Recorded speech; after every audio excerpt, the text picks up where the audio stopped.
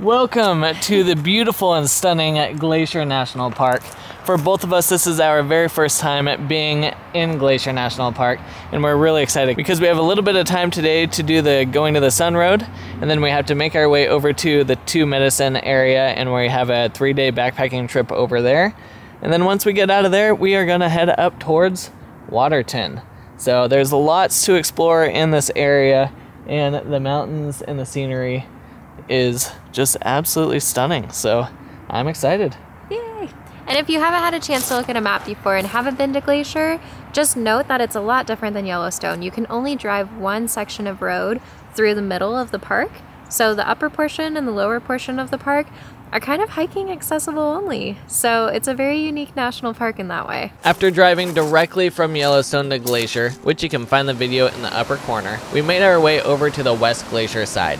Even though our plan was to backpack on the eastern side of Glacier National Park, we really wanted to do the Going to the Sun road. Now, we only had a couple hours before we were going to start our backpacking trip, which isn't quite enough time to stop at every little pullout. But honestly, the pullouts on the Going to the Sun road are so small, it's hard to find places to pull over anyways. Now, Glacier National Park was the 8th national park in the US. And when it was established, it had 80 glaciers in it, which after just a little over a century, there's only 26 left. Glacier is less than half the size of Yellowstone, yet still sees around 3 million visitors every year, whereas Yellowstone gets between 4.5 to 5 million. The scenery in Glacier is a lot different than Yellowstone. There's a lot more iconic mountains for you to see, but they are not nearly as accessible as some of the areas in Yellowstone. I would consider Glacier to be more of a hiker and backpacker type of national park, which Glacier has nearly as many miles of hiking and backpacking trails as Yellowstone does. As we were driving along the Going to the Sun road, I could not figure out who in their right mind looked at this route and went, you know what? Let's punch a road right through here, which funny enough was not easy to do because it took them over 14 years to build the road.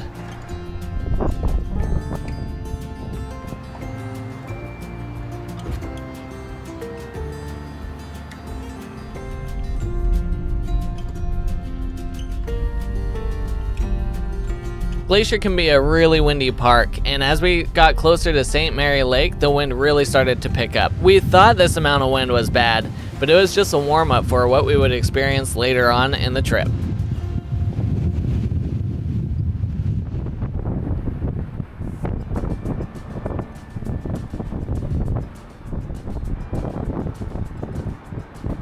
So not gonna lie, that road's a little sketchy to drive because there's not much room and it's just a straight cliff on the one side. But the mountains are just unbelievable. The features on them and all the different layers that you can see, it's really neat. It's something that you don't really see very often. Even back home, we have a lot of cool mountains, but nothing that looks like that. I'm sure early in the spring, a lot of the waterfalls have way more water going over them, but there's still a little trickle right now. But what we do have is some of those fall colors, and that just makes the scenery that much better. I think we did it right though, going from the west side to the east side. I think that's the way to go on the drive, but it would be fun to turn around and go do it the other way. But now, we gotta make our way over to the Two Medicine area and get started on our hike, which we're supposed to have some crazy wind, so this should be a very interesting backpacking trip. And then afterwards, we'll make our way up to Waterton. This is where our trip made a massive detour. We got to the Two Medicine area, and the ranger station that was supposed to give us our backpacking permits was closed for the season, even though directly on their website they said that they were open. Then we get to the trailhead, and the campsites that we were going to be camping at were also closed due to aggressive bear activity. These goats were right in the Two Medicine campground, so we got to watch them for a little bit while we figured out our next plan. Which our plans turned into day hikes for the next few days, which we will see in upcoming videos. So windy. These waves.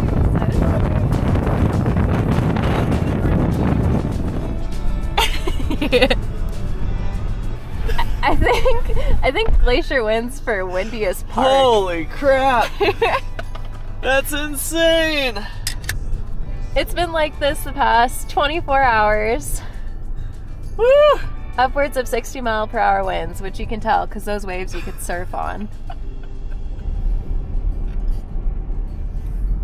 We did a couple hikes in Glacier before we started to make our way up to Waterton, which is the Canadian side of Glacier National Park. Now, fair warning, we tried to use the America the Beautiful pass to get into Waterton, but it did not work. You do have to get a Canadian National Park pass. That actually ends up being cheaper than what we pay for our parks here in the States. And this here is a cute little town of Waterton Park, which we really enjoyed being in. The campground was awesome and walking around was really easy. And there are hiking trails right from town.